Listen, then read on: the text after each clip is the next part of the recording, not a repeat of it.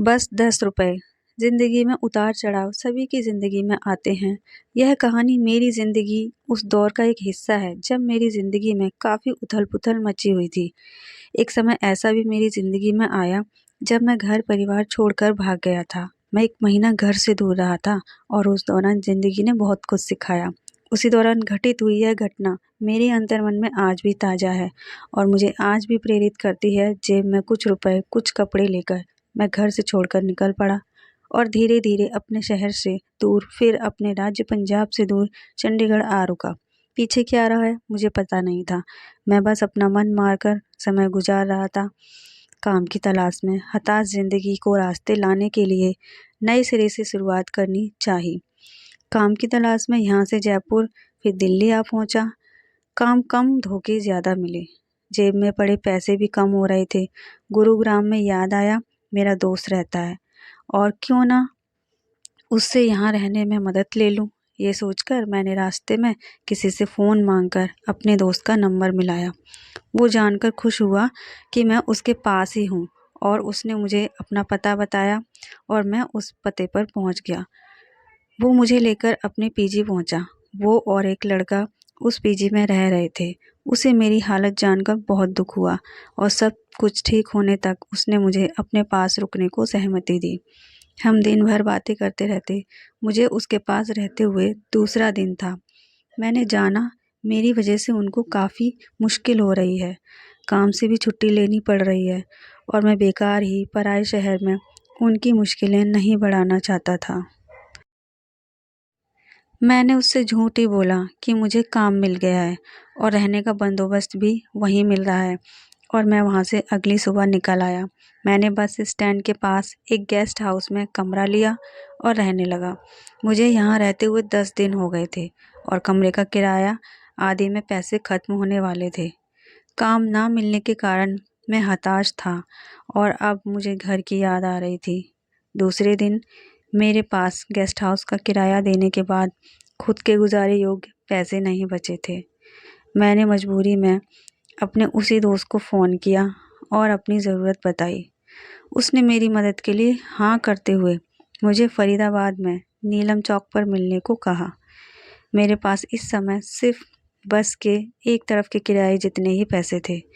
मैंने फरीदाबाद की बस पकड़ी और वही बात हुई, जितने पैसे थे उतने का ही टिकट लगा।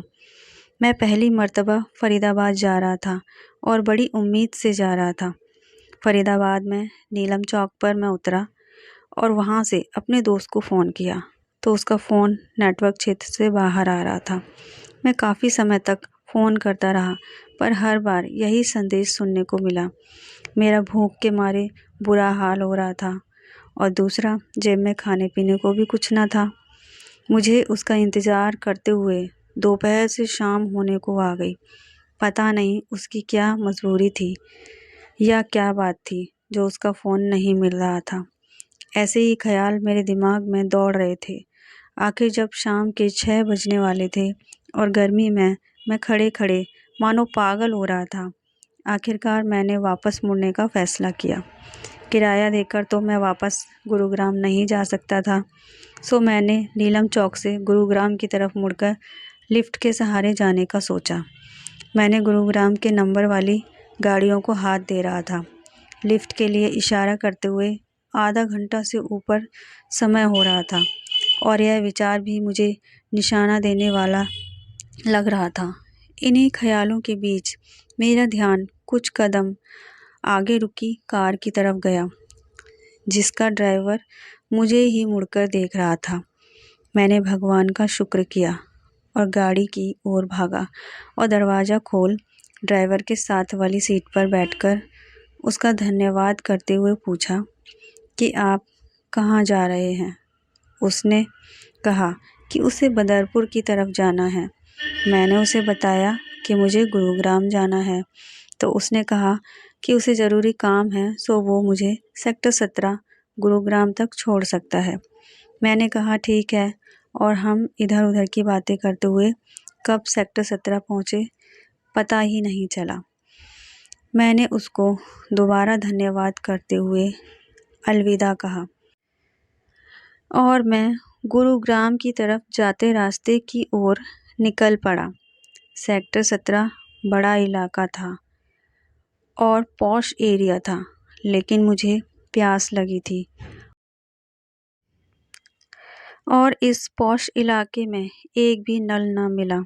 मैं एक सार मेन रोड की तरफ चलता जा रहा था। यहाँ से मेरा गेस्ट हाउस अभी काफ़ी दूर था। यहाँ शांति थी और किसी भी वाहन का मिलना मुश्किल था।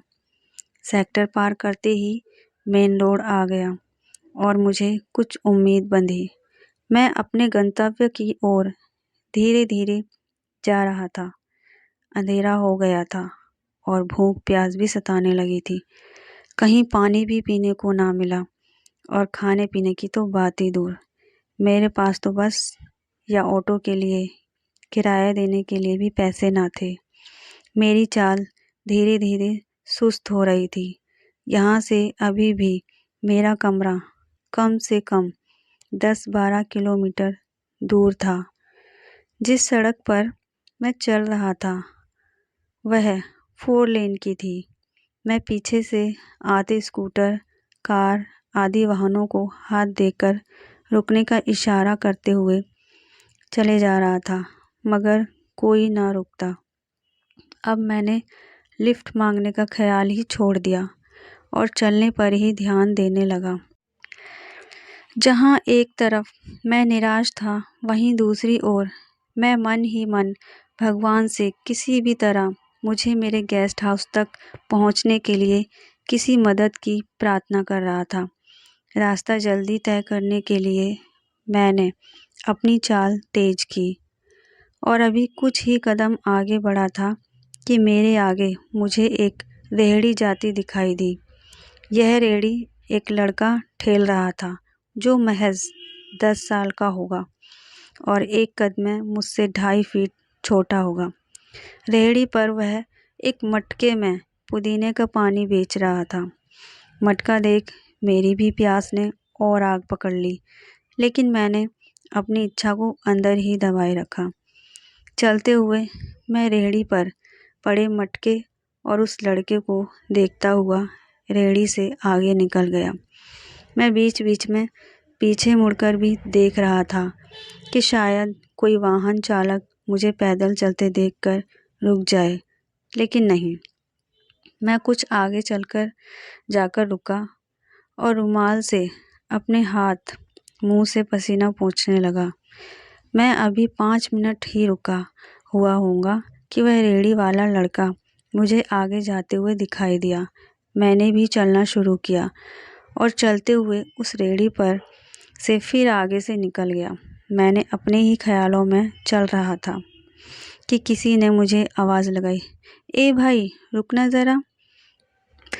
मैंने दाएं बाएं देखा कि शायद किसी और को कोई बुला रहा हो, लेकिन वहाँ कोई न था।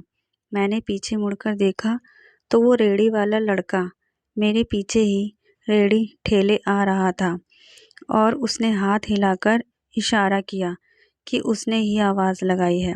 मैं रुका और इससे पहले कि मैं उसके पास आते ही कुछ पूछता, उससे पहले ही उसने पूछ लिया, क्या हुआ भाई, किसी मुश्किल में हो?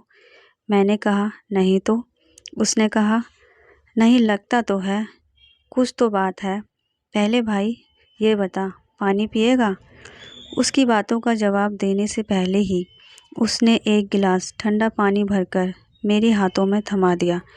मैंने यह जताते हुए कि मुझे प्यास नहीं लगी है, धीरे धीरे घूंट भरकर पानी पिया और गिलास उसे वापस दे दिया। उसने फिर पूछा, भाई और दूँ? मैंने कहा, नहीं, जबकि मुझे बहुत प्यास लगी थी और वो लड़का तो जैसे अंतर्यामी था।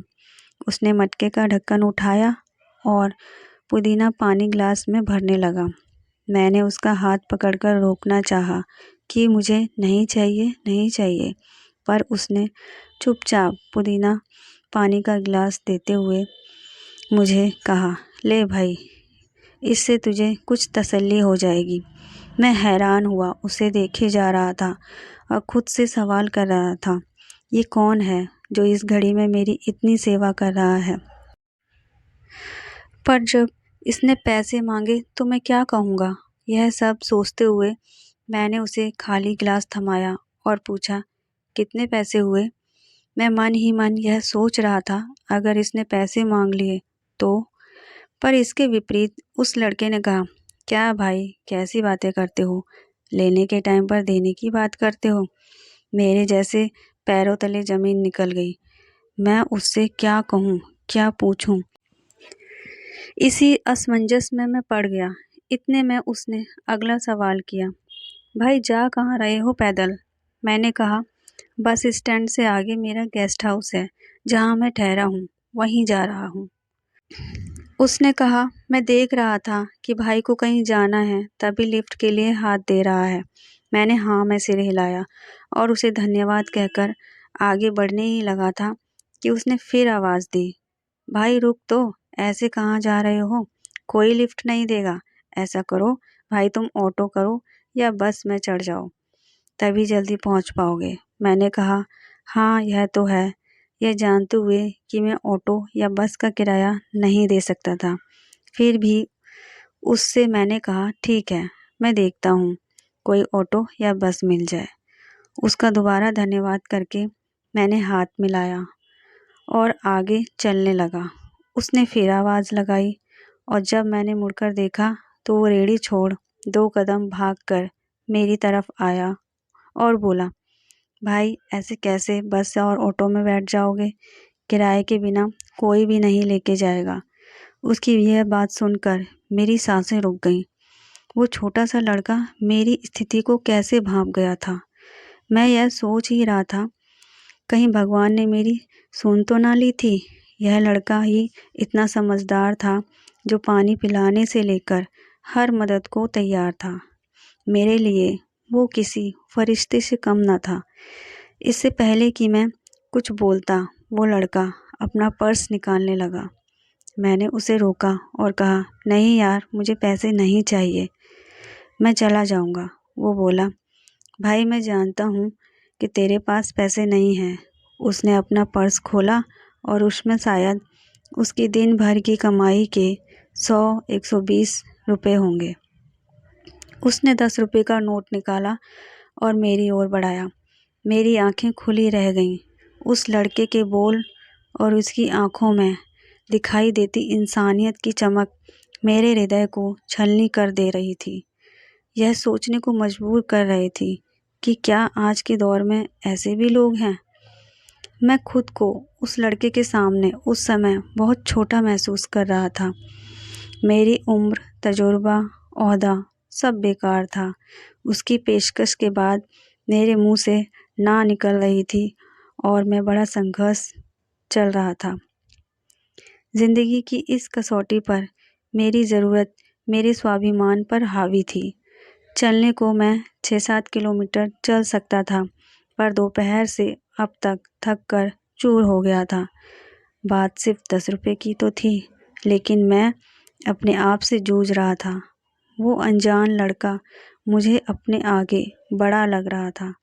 तभी उसने 10 रुपये मेरे हाथ में थमाकर बोला, कोई बात नहीं भाई, ले ले, इतने से मुझे ज़्यादा फ़र्क नहीं पड़ेगा, लेकिन तेरी ज़रूरत पूरी हो जाएगी। मेरी आंखों में जब आंसू आ गए थे, मैंने उसकी आंखों में देख उसका वो 10 का नोट पकड़कर उसके दोनों हाथ पकड़ उसका आभार जताया और कहा, मैं तुम्हें हमेशा याद रखूँगा। तभी एक लोकल बस आई और उस लड़के ने उस बस को हाथ दिया और मुझे बस में चढ़ने को कहा। मैं उसे अलविदा कहकर आगे रुकी बस में भागकर चढ़ा और बस के दरवाजे से उसे देखने लगा और वो मुझे हाथ हिलाकर बाय कर रहा था। मैंने भी हाथ हिला उसे बाय किया और सीट पर बैठ गया। बात सिर्फ इतनी थी, लेकिन इसने मेरे दिलो दिमाग पर गहरा प्रभाव किया कि आजकल के समय में किसी ज़रूरतमंद की मदद करने में कितनी खुशी है। और यह कोई इतना महंगा काम भी नहीं है। ज़रूरत पानी से लेकर चाहे किराए तक की ही हो, मौके मुताबिक बहुत बड़ी मदद करने वाले के लिए शायद बहुत छोटी होती है। आजकल की भागदौड़ में किसी की मदद में कम ही हाथ उठते हैं, लेकिन बजाय बड़े दान पुण्य के। यही सबसे बड़ा पुण्य है और इंसानियत ही सबसे बड़ा धर्म है। और यह मैंने उस दिन सीखा। उस दिन रात भर मैं सो न सका और उस समय के हर पल को याद कर रहा था। आज इस बात को 6 साल हो गए हैं। पता नहीं वो लड़का कभी दोबारा मिलेगा या नहीं, लेकिन वो लड़का आज भी मुझे याद है। जब भी 10 रुपये के नोट को देखता हूँ तो उसे याद करता हूँ, क्योंकि बात सिर्फ 10 रुपये की थी। एंटरटेनिंग, मनमोहक, मोटिवेशनल और दिल को छू लेने वाली कहानियों के लिए हमारे चैनल से जुड़े रहिए और हमारे चैनल को सब्सक्राइब कर लीजिए। वीडियो को लाइक और शेयर करना ना भूलें। मिलते हैं नेक्स्ट वीडियो में। जब तक के लिए स्वस्थ रहिए।